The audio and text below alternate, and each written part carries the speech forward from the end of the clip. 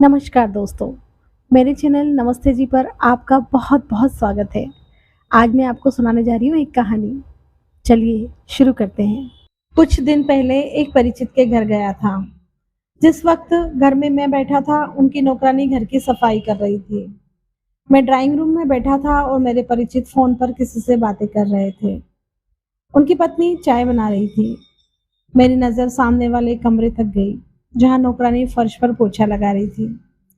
कि अचानक मेरे कानों में आवाज पड़ी, बुढ़िया अभी जमीन पर पोछा लगा रखा है, नीचे पाँव मत उतारना, मैं बार बार यही नहीं करती रहूंगी।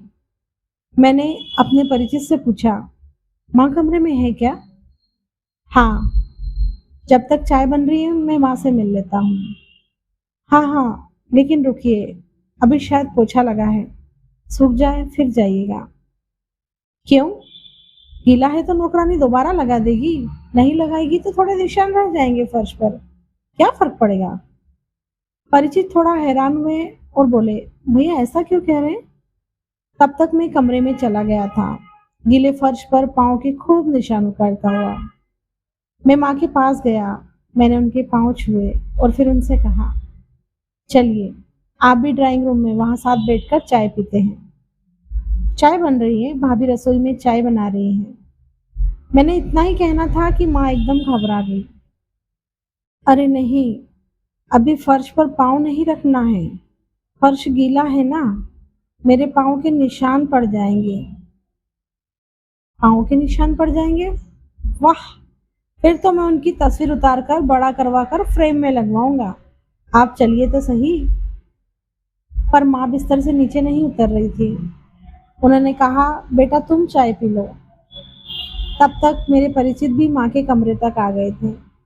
उन्होंने मुझसे कहा, माँ सुबह चाय पी चुकी हैं, आप आइए भैया।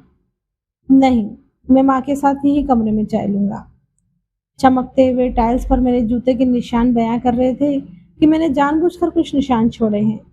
वो समझ नहीं पा रहे थे कि आखिर मैंने ऐसा क्यों किया।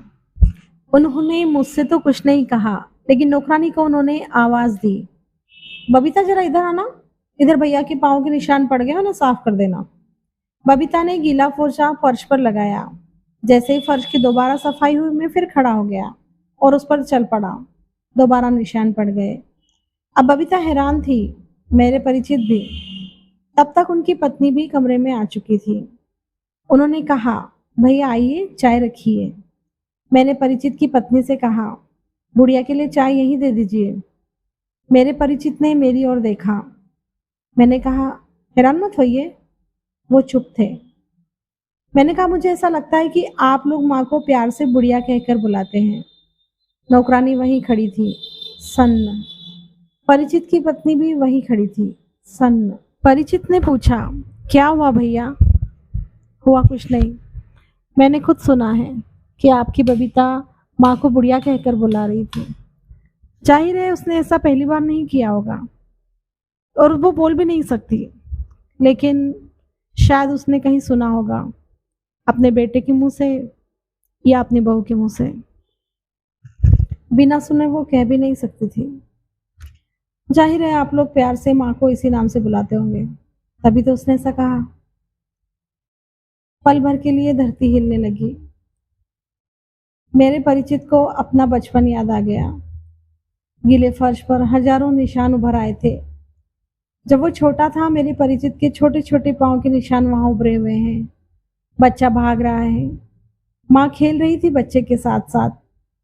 एक निशान, दो निशान, निशान ही निशान। माँ खुश हो रही थी उसकी। बेटे के पाँव देखकर कह रही थी, देखो तो इसके पाँव के निशान। बेटा इधर से उधर दौड़ रहा है, दौड़ता जा रहा है पूरे घर में। माँ उसके निशान को देखकर बहुत खुश हो रही है। और आज वही अपनी माँ के निशान को देखकर चिढ़ रहा है, परेशान हो रहा है।